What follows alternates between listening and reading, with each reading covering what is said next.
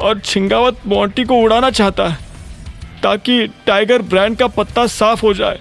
उसकी बातें सुनकर अभिनव को यह समझ नहीं आ रहा था कि आखिर टाइगर को गए हुए कितना वक्त हो गया था। मैं टाइगर की टीम का कोर मेंबर हूं। अभिनव का दिल ये कहते हुए तेजी से धड़क रहा था।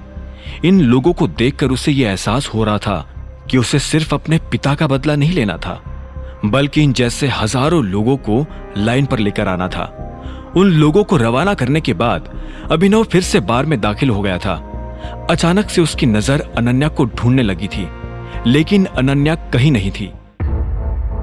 अभिनव को जब अनन्या नजर नहीं आई तो उसका दिमाग खराब हो गया।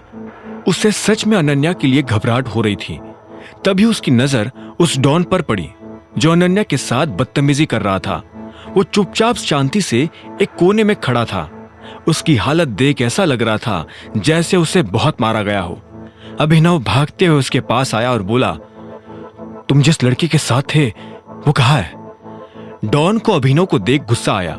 उसने अभिनव को मारने के लिए अपना हाथ बढ़ाया ही था कि इतने में अभिनव ने उसका हाथ मरोड़ा और उसकी गर्दन दबोच ली। जब डॉन को लगा कि वो अभिनव की गिरफ्त से नहीं छूट सकता तो उसने कहा, चिराग उसे अपने साथ ले गया है। यह सुनते ही अभिनव के होश उड़ गए। चिराग का नाम तो उसने शर्मिला की मुंह से कई बार सुना था, लेकिन उसे उम्मीद नहीं थी कि चिराग अनन्या का पीछा करते हुए यहां तक आ जाएगा। कहाँ गया है वो? मेरी हालत देखकर लगता है कि वो मुझे बताकर जाएगा कि वो कहाँ जा रहा है। अभिनव चाहता तो उसके ऊपर और दबाव बनाकर उसे कम से कम चिराग के बारे में जानकारी ले सकता था, लेकिन वो इस वक्त एक पब्लिक प्लेस में था और ऐसे में वो किसी की नजर में नहीं आना चाहता था।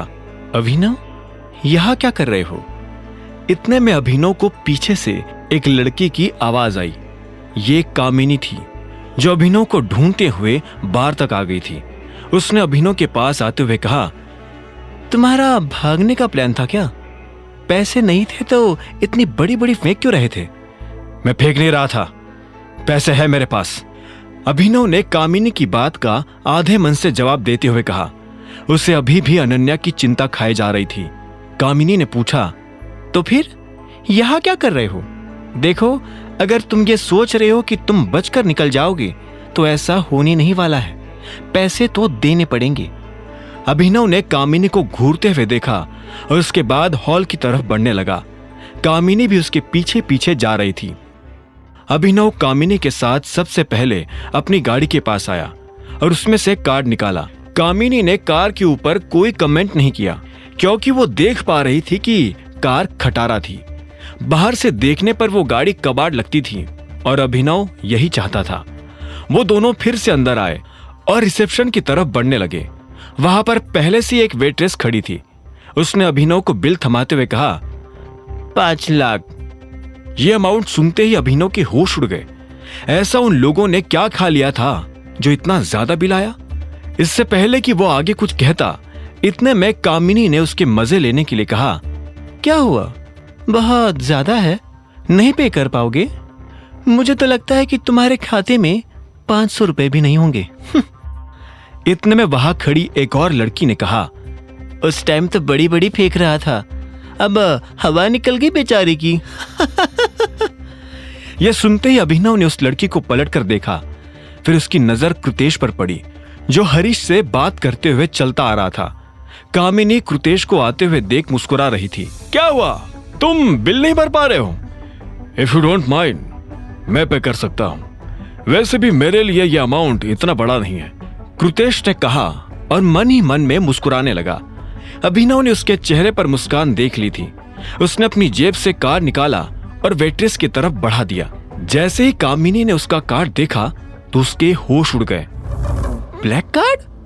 तुम्हारे पास ये ब्लैक कार्ड कहां से आया? कामिनी ने कहा और अभिनव के हाथ से कार्ड लेकर उसे ध्यान से देखने लगी। उस पर अभिनव का नाम लिखा हुआ था, अभिनव गढ़वाल। कामिनी ने हैरान होते हुए अभिनव को देखा और बोली, तुम तो अभिनव कुमार थे ना, फिर अभिनव गढ़वाल कैसे हो गए? ये क्या खेल खेल रहे हो यार? अभिनव ने उसके हाथ से अपना कार्ड लिया और बोला, मेरा सरनेम गढ़वाल है। कुमार मेरे नाम के आगे अनाथ आश्रम वालों ने लगा दिया था क्योंकि उन्हें मेरा असली सरनेम पता नहीं था। अच्छा, तो तुम्हें भी अपना सरनेम पता नहीं था। अनाथ आश्रम में तुम्हारी क्या याददाश्त चली गई थी क्या? हरीश ने तंज कसते हुए पूछा। अभिनव ने उसे घूरते हुए देखा और बोला, मेरे साथ जो हुआ, अगर वो तुम्हारे साथ हुआ होता तो याददाश्त के साथ साथ तुम भी कब के चले जाते ऊपर। अब मैं जाऊं? अभिनव के ये तेवर देख किसी की कुछ भी कहने की हिम्मत नहीं हुई। कोई उसे हाँ में सिर हिलाकर यह भी नहीं कह पा रहा था कि वो जा सकता है। ऐसे में अभिनव खुद वहां से निकल गया। आगे की कहानी जानने के लिए देखें अगला एपिसोड सिर्फ पॉकेट एफएम के यूट्यूब चैनल पर, और द रिटर्न ऑफ टाइगर के सारे एपिसोड्स को सुनने के लिए डिस्क्रिप्शन में दी लिंक से डाउनलोड करें पॉकेट एफएम ऐप।